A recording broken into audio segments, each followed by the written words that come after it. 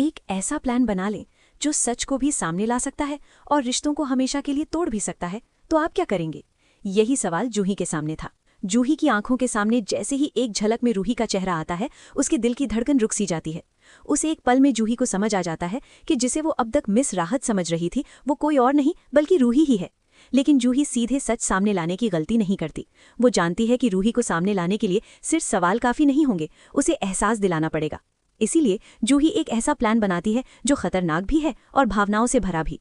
वो अपनी बेटी मुन्नी को लेकर हॉस्पिटल जाती है और जानबूझकर उसे एडमिट करवा देती है।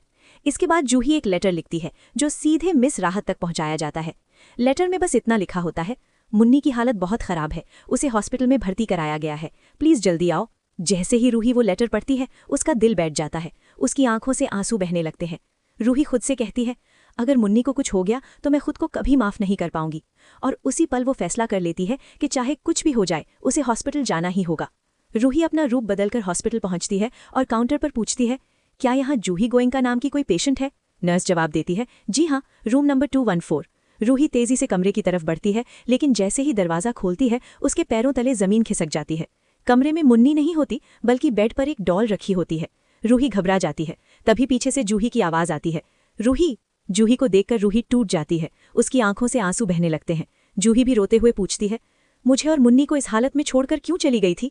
रूही सिसकते हुए कहती है, जूही, मैं तुम्हें छोड़कर नहीं जाना चाहती थी, लेकिन हालात ऐसे बन गए थे कि मुझे वो घर और वो रिश्ता छोड़ना पड़ा। जूही उसका हाथ पकड़कर कहती है, अब तुम्हें मेरे साथ घर चलना होगा, वो घर आज भी तुम्हारा इंतजार कर रहा है।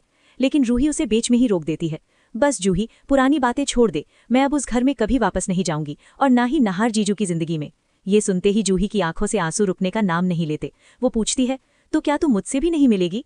रूही जवाब देती है, तो मुझसे जहां चाहे मिल सकती है, बस उस घर में नहीं। जूही धीरे से कहती है, कब तक नाहर जीजू से अपना चेहरा छुपाकर घूमेगी, कब तक राहत बनकर जिएगी? रूही चौंक जाती है, तुझे कैसे पता कि राहत मैं ही हूँ? जूही जवाब देती है, जिस दिन तू दादू से फोन पर बात कर रही थी उसी दिन मुझे सब समझ आ गया था। अब सवाल ये है दोस्तों, क्या जूही रूही को शीतल और सोनी का पूरा काला सच बताएगी?